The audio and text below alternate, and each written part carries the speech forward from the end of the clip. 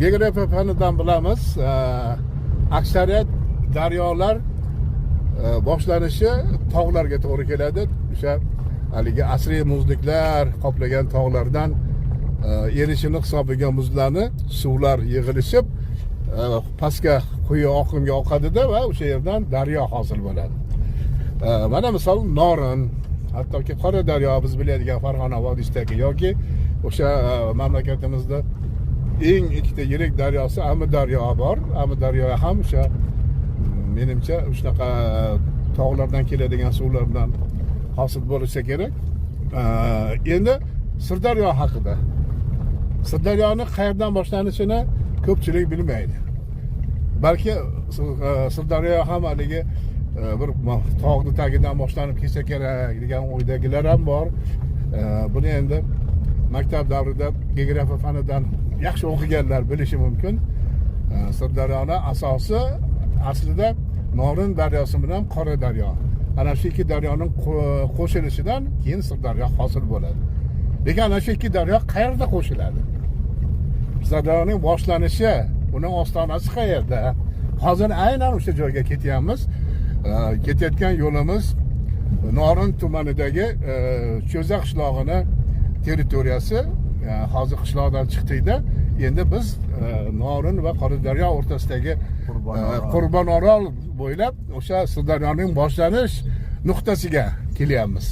Buni hozir yana bir sanoqli chaqirim masofadan keyin, vaqtdan keyin ham Sirdaryoni boshlashini sizlarga ko'rsataman.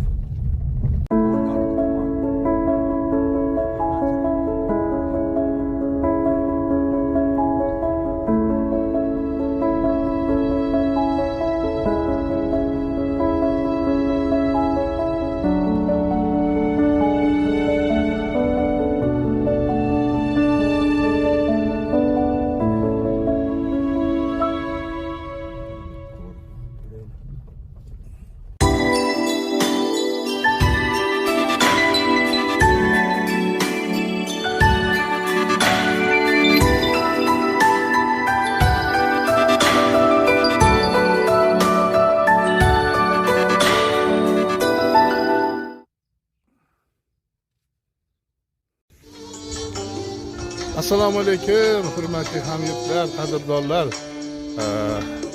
Mana biz hozir ta'riflab kelayotgan Sirdaryoni boshlanish nuqtasida o'sha Norin tumanidagi Cho'za qishlog'ining etagida turibmiz. Hozir sizlarga turishimda chap tomondan Norin kelyapti daryosi. Mana hozir ko'rsatishga harakat qilaman agar ko'rayotgan bo'lsanglar. Va o'ng tomonimda hozir endi Qora daryo.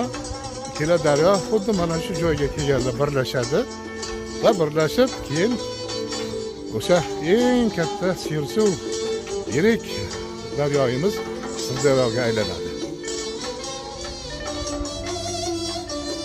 Bir paytlar bir toshkentlik olimimiz kelgandilar Namanganga. Geografiya fanlari nomzod ekanlar. O'shga bir ko'rsatay dedimda, shu yerga olib keldim. Endi bu o'sha 2015-2017 yillardagi gap. U kishini olib keldim, xuddi mana shu joyda turgan joyimizda. U kishi ko'rib shunaqangi bir katta bir hayajon bilan, taassurot bilan endi menga shunaqa bir ajoyib so'z aytganlar. Men olim bo'lsam ham bu joyda kitoblarda o'qigandim. Aslida o'zi men bu yerni allaqachon ko'rishim kerak edi. Mana siz bahona bugun nasib etdi. Tarixiy, jo'g'rofiy o'sha bir ajoyib joyda turibman deb minnatdorchilik bildirganlar. Domla 2 soat ketmadilar shu yerdan. Xolos solib, ko'rpacha solib joy qilib berdik. Salkam 2 soatga yaqin mana shu yerda o'tirib atrofdagi manzaradan, go'zallikdan bahra olgandilar. Va keyin ham gaplashib yurdik, bu olamni tark qilganlarcha telefon qilardilar. Nasib qilsa borsam yana o'sha joyga yetalab borasiz dedilar. Endi keyin nasib qilmadi. Alloh rahmat qilsin ustozimiz. Xullas, mana shu joy Sirdaryoni boshlanish nuqtasi. Endi to'g'risi shunday chiroyli manzara, juda bir haligi ajoyib joy-ku, ko'nglingizni xira qiladigan narsalarga ham duch kelasiz. Hattoki daryoni suvi ham, daryoning o'zi ham haligi pokiza, musaffo yoki bir begona narsalarsiz emasda. Endi albatta kimlarnidir bilmadim, aqli yetmagan yo bee'tibor yoki shu tabiatga qayg'urish hissini sezmaydigan odamlar ana daryoda ham o'sha baklashga o'shaga turli xil haligi chiqindi buyumlar ba'zan oqib kelyapti. Endi hech bo'lmaganda daryolarimiz o'zi toza turish kerak edi-da. Endi bilmadim, odamlarda qachon tabiatga munosabat o'zgaradi. Ayniqsa juda ham bebaho emas, suvga nisbatan bo'lgan munosabat, e'tibor qachon o'zgaradi bilmadim. Bu yerda Qurbonarol degan nomi bor. Avvalo shu Qurbonarol degan atamani o'zi haqida qolaversa, o'sha yillarda sizlar bu yerda yashagan yillarda qanaqa holat bo'lgan, daryoni holati, boshqalar haqida ikki og'iz gapirib bersangiz. Azizlar, bizni ayni yoshlik chog'larimiz mana shu joylarda o'tgan.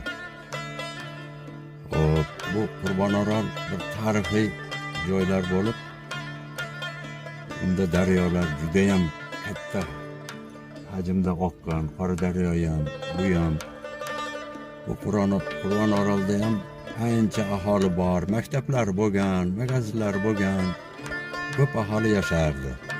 Norin daryosi ikki irmoqqa bo'linib, Orolcha hosil qilganda o'rtada demak qishloq bo'lgan, mahalla bo'lgan. Shuni Qurbon Orol deyilardi. Bu daryo, bu orolga kemada o'tishgan xalq. Suvda ham tepadan shu novda suv o'tib turib dehqonchilik qilishgan. Daryo pastroqda bo'lgan, orol balandroq bo'lgan. Shuni hisobida ko'p aholi yashashgan bitta qishloq bo'lgan. 1969-yilgi katta qor yog'ish natijasida suvlar toshqin bo'lib, bu orolda suv bosganda, bu orolliklarni vertolyot orqali bizni Cho'ja qishlog'iga tashib o'tib, shundan keyin bu qishloq o'z-o'zidan aholi yashamaydigan joyga aylandi. Keyin dehqonchilik qilishdi, shiyponlar qurildi, kolxoz yerlari bo'lib, dehqonchilik joylariga aylangan. Endi hozir bu daryolarimizda suv ham ilgarigidaqa suvlar yo'q, boshqa yo'q. Endi bir jihatini aytib ketishimiz kerak. Qish payti, kuzgi faslda, bahorda, erta bahorda ikkala daryo ham to'lib oqadi. Chunki bilamiz, ikkala daryo ham o'zi asosiy nimasini, suv manbaini Qirg'iziston hududidan oladi. Endi ularda To'xtag'ur GES orqali agar mabodo ularga yozda endi elektr energiyaga ehtiyoj pastligi kamayib ketganligi uchun suvni g'amlashga, zaxiraga olishadi-da, daryolarga suv kamroq keladi. Albatta, qishlarda to'lib oqadi. Ikkala daryoda ham suv juda. Endi qarab bir narsaga sezdim, baliqchilar, ovchilar, endi baliq ovlovchilarimiz mana u tomon Namangan tumanidan, Qo'rg'ondan kelishadi, Namanganlardan kelib baliq olishadi. Bu tomonda ham mana o'tirishibdi, turli transport vositalarida kelgan. Bitta narsa endi shu ovga keladiganlarni, baliq ovish ishqibozlarini ham bir yo bir ogohlantiruvchi pannolar o'rnatish kerakmi bu yerda, turli xil chiqindi buyumlarni tashlamaslik haqida. Asosan shu yerga keladigan odamlardan qoladi bu narsalar. Ozoqda, sarishta qilib saqlash bo'yicha bir eslatmalarni shu atrofga o'rnatib qo'yish kerak ekan. Keyin va yana oldingi o'sha taklifim, agar sayyohlarni bu yerga kelishini ham tashkil qilinsa, menimcha yomon bo'lmaydi. Endi uning uchun ma'lum bir bu yerda qulayliklar, sharoitlar yaratilishi kerak. Hech bo'lmasa shiyponchalar qurilib, skameykalar qo'yilsa, menimcha nihoyatda ayni muddao bo'ladi. Sirdaryoni boshlanishini ko'rishga menimcha ishqibozlar hamisha topiladi.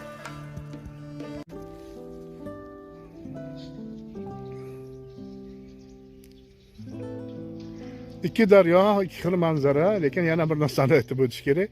Hozir o'zim endi suvga qarab sizlarga shunaqa bir o'rtadagi tafovutni aytib bermoqchiman.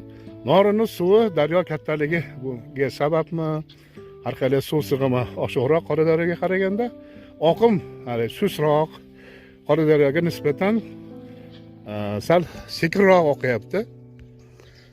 Qoradaryoning oqimi esa aksincha tezroq.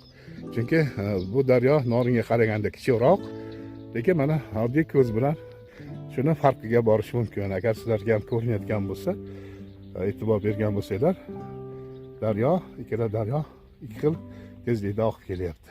Hurmatli hamyurtlar, qadrdonlar, endi bugun sizlarga ko'rsatmoqchi bo'lgan yangi manzilimiz shu yer edi.